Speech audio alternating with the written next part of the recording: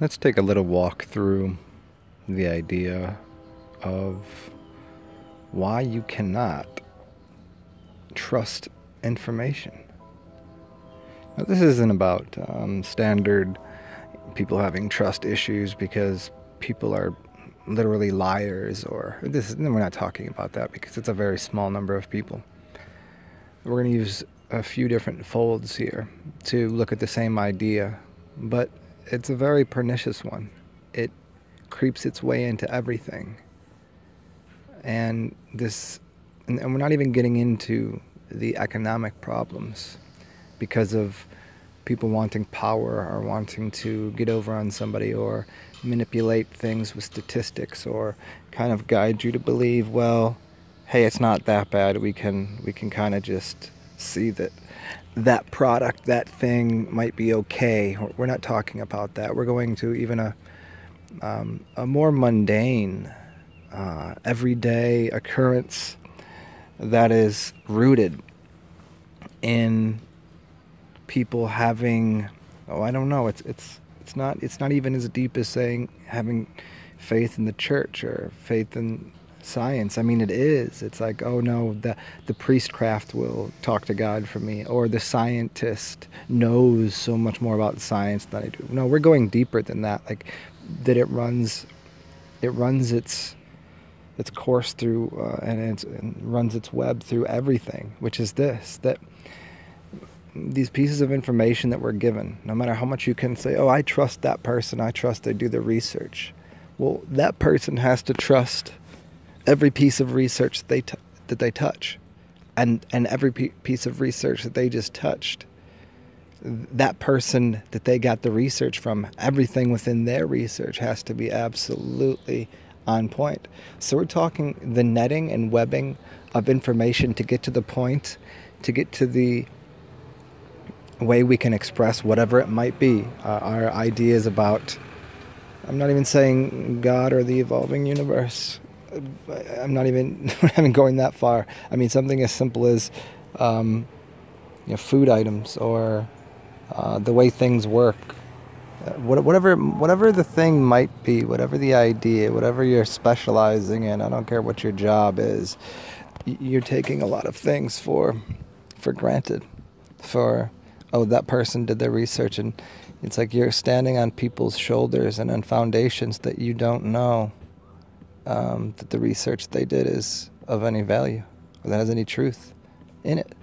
Even the well-intentioned, good-hearted people, like they have so many in the big theory of everything that people come to, and whatever piece of information someone delivers you, while they might come to the correct conclusion, doesn't necessarily mean that every piece of information that went into that had any sort of integrity. Like we're hundreds and hundreds and hundreds of years away, like in our history, that we hold on to bits of information that we just take it as, oh well, we're going to do the science, let's give it this kind of spin.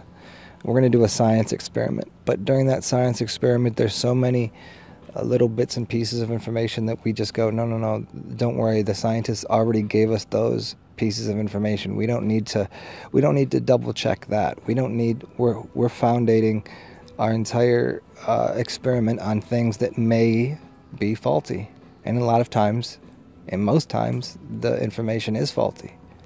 I mean, you could get into so many pieces of work of people going, well, we were basing a universal theory, we were basing mathematics, we were basing the way we thought of food, we were basing what we thought of drugs, we were thinking this way about so many things, and it's like a child that bases its belief system that wants, someone's a Republican because their father was a Republican. Well, what does that have to do with anything? See, it's attached to so many webbings and weavings to the past, not to the future. See, if people were living in their minds from the future, they would cut their ties to all things of the past that didn't serve them, and there's so many things that don't serve us and benefit us from the past, and it's in the ways of thinking and the products that come out of it.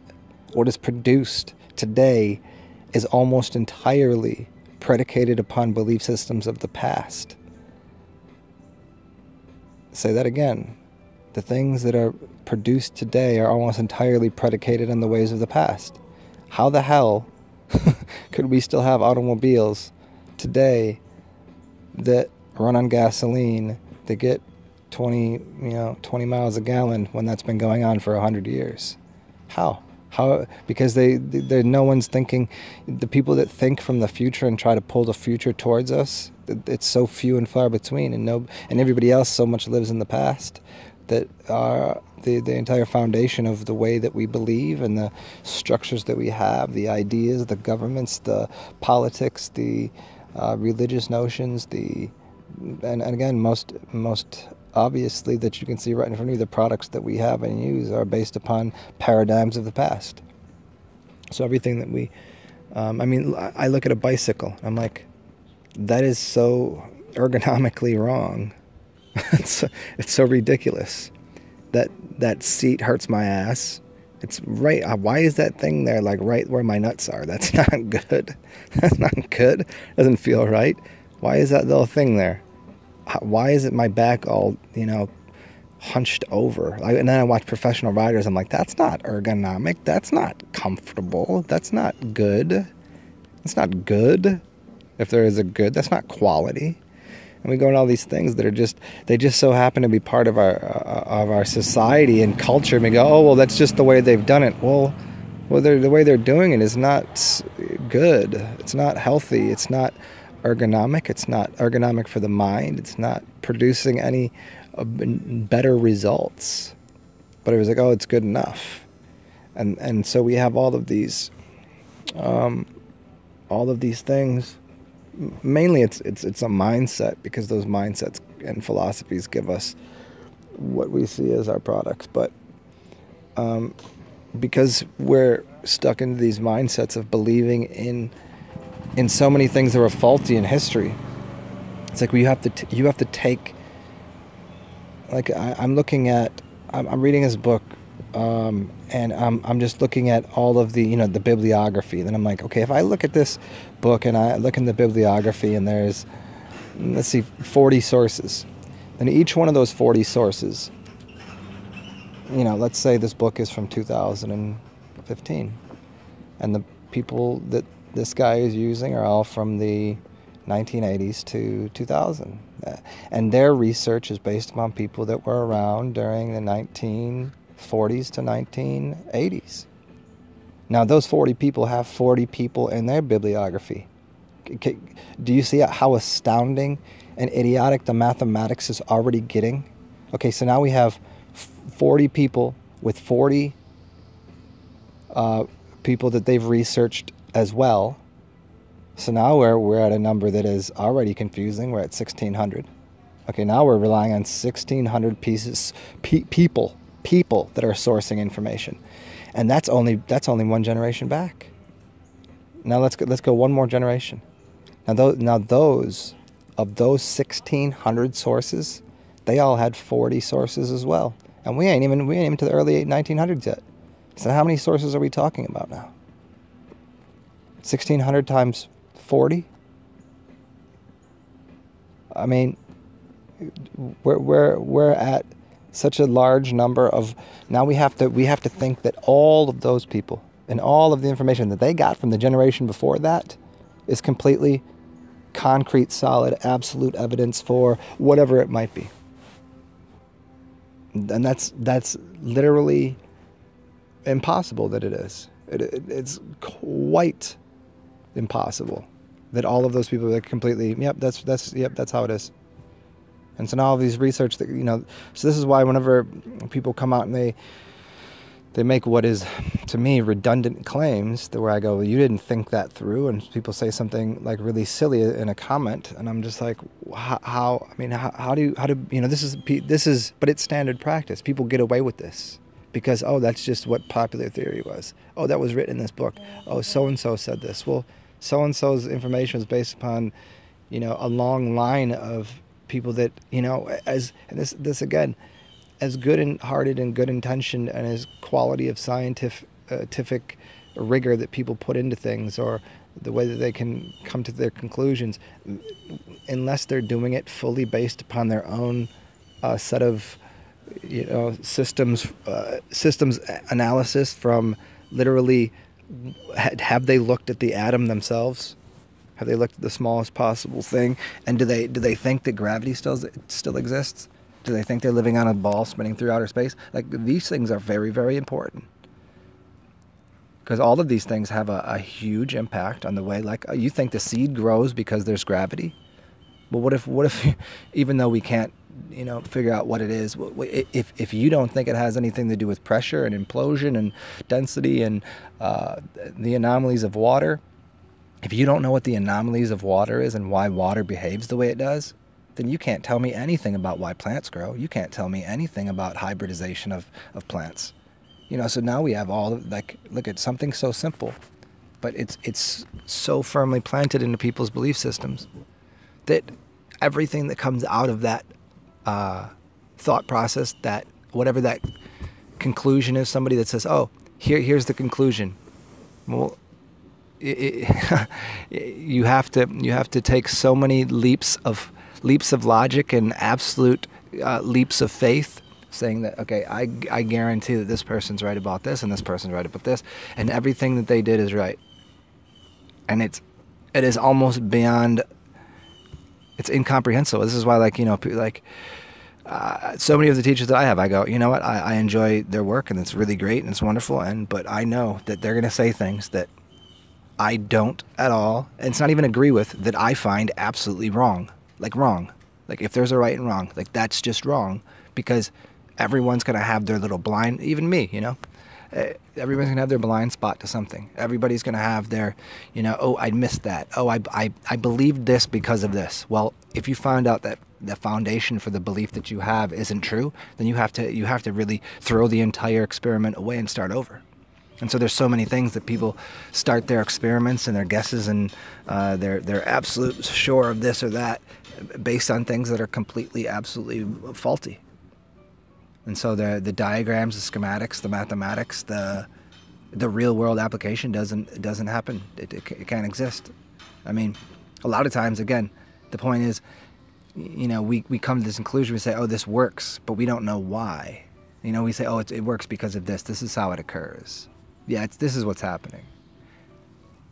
But just because you get the right, I used to find people that would come to the right answers, but they came to the right answer through this jacked up set of logical, I don't even know how to put it. Like, they had no logic, they had no basis. They were just like, well, there was a couple bears shitting in the woods, and my grandfather once made me a spaghetti sauce out of, the way that they get to the place they do is based, granted, whatever it might be, logical conclusion or a physical object that applies and there's, it works, that's fine and that's great, but yet we don't have much, most people don't have much of a footing into the information they give, especially when they're coming out here and saying shit that is just a repetition.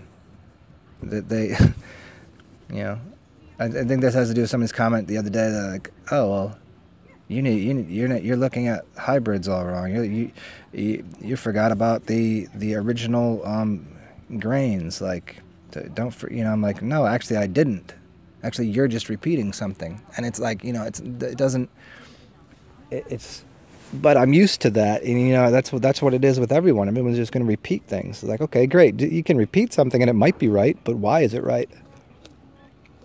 There's a whole lot of that going on, and hopefully the reason I get into the talks that I do and the way that I do and design and speak the way that I attempt to is to, slightly adjust and confuse the mind a little bit to get out of the logical left brain patriarchal theories and to have people consider and observe for themselves what's going on. Because in the end, in the beginning and where you are now, it's always your experience and your way of ascertaining whatever it is that is quality to you. And if you come to something that you think is quality, that's great. But if you come to something and you think it's quality for a reason unbeknownst to you, I guarantee that that's going to trouble you throughout your life. You know, people that they became a farmer because their father was a farmer, and well, it's what the family business is. Yeah, I like it. But they really don't. They have no idea why. They have no idea what goes into it, or you know, whatever the family business is. Like there's things like that where people are like, oh, you know, they just, yeah, it's enjoyable. Puts food on the plate. It's makes me some money. Everything's good. They just follow in the footsteps in the line, and if that's satisfying, that's great. But if you can't, if that doesn't fulfill your curiosity as to how does that apply and work within your life, and is that fulfilling, you know, you're not going to be able to enjoy much of anything. Like truly, like that really is the root of addiction and so many things. How do people, you know, well, this is just what I do. Well, then you're addicted to your job. It's not even taking that next step and saying addicted to power and money. It's like people be like because they have no clue. They have no curiosity. So their addiction becomes, well, this is just what I do. I eat this for breakfast. Well, you're addicted to breakfast.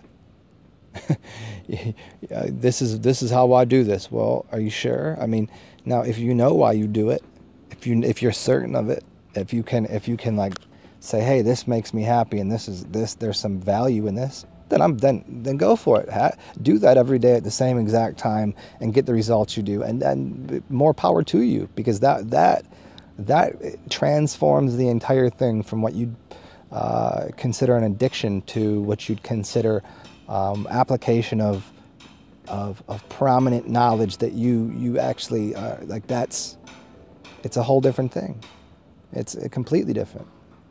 It's like I'd done a talk on coffee and people that drink it every morning. I just, you know, drink their coffee, but if it becomes a ritual and they know why they're drinking the coffee, they know that they're getting some organic beans and that's helping them to move the things out of their temple that they put in the night before, and it's causing, you know, it's a diuretic, and they're using it for a reason, and there's like, yeah, then this becomes a whole new system.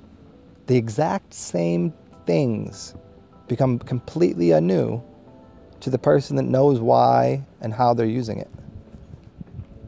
So, hope you guys enjoyed the little chitty chat and enjoyed the trees. And we'll talk soon. Stay cool. Do awesome things.